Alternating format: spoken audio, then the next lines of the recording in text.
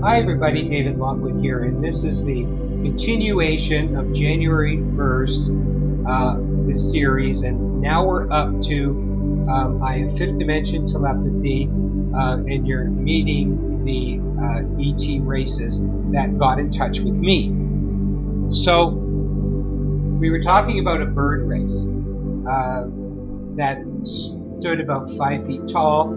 Of course, bird features, but they stood as we would stand, but they had feathers and a beak, and that, but they were quite something to behold, and they were like really beautiful, etc. In the sense and feeling very loving and caring, not only about their own but about everybody in the universe.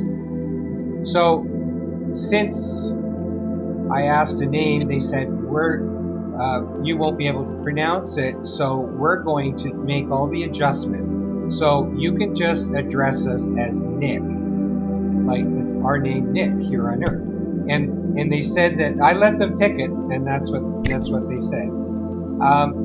And you can understand that they're trying to make it as easy on me as they can, and that they would do all the translation.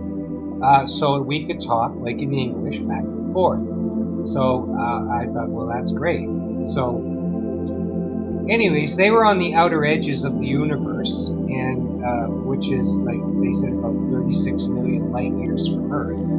And you're probably wondering, well, how could you talk to them directly if they're that far out?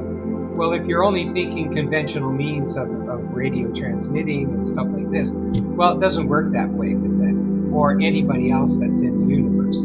And we'll talk more about that as time goes on. Anyway, so it's like a conversation like you would have with anybody over coffee or whatever. So they were a bird race, and every ET race in the universe that is positive and loving and is godly, they all have purposes in what their specialties are. So this ET race, they took care of basically security around different planets.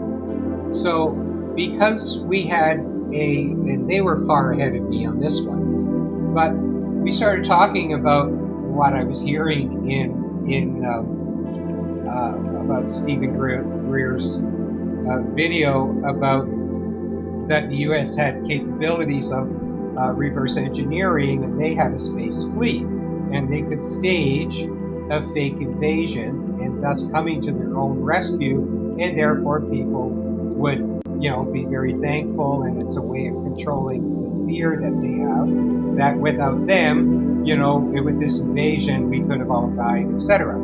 So they had already put something in place, and Nick said to me, he said, well, we've already put a grid around the Earth, and he said, you won't be able to see it, of course, but it's there to quarantine Earth. So it doesn't mean that it still couldn't happen in that, but as far as anything coming outside into the universe from the Earth that could hurt other ET races or in the multiverse, etc. And I know this sounds like Star Trek, or it sounds like some space thing, but this is exactly what goes on. That they were protecting not only Earth as it is, but outside the Earth, so that it wouldn't change the stability of the universe.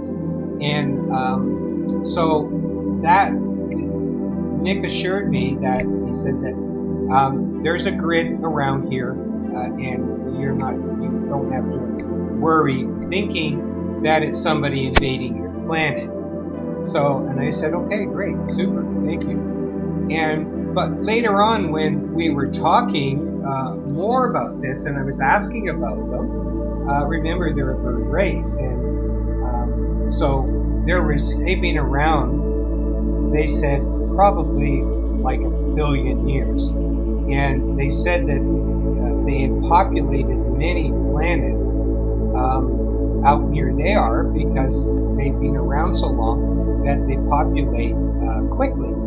So, and I said, well, how do you do that? And they said, we have the ability to terraform. So if anybody doesn't know what terraforming is, it's just taking the ability to take like a planet, which is like a piece of rock, and changing it in the environment and etc. that can support life, their life in particular. So whatever they need as far as breathing, foliage, earth, they need to grow things, whatever it is, they could terraform each barren planet into a thriving planet, with water and all the rest of that. And that's what their abilities are.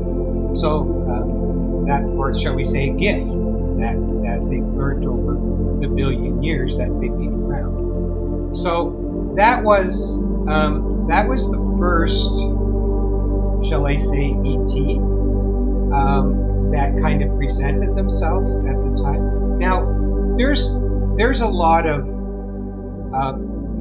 time lapsing that I might not be exactly correct in the stepping, or like, was it the first, was it not the first? But anyway, you're still going to meet the important parts of all my ET friends.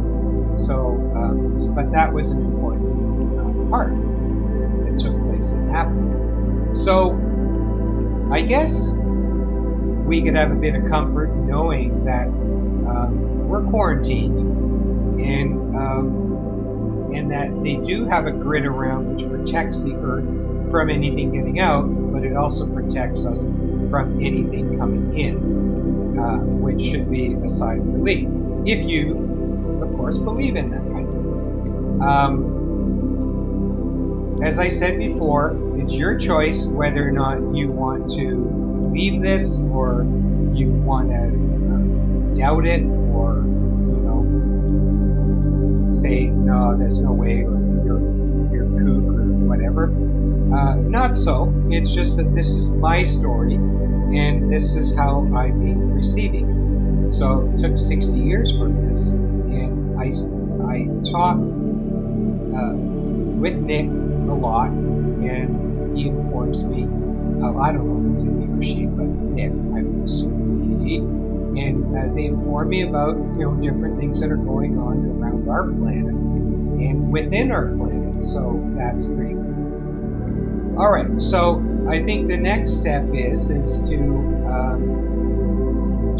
I'll kind of go on to the next ET friends, which it was a meet and greet, and we'll get on with that one.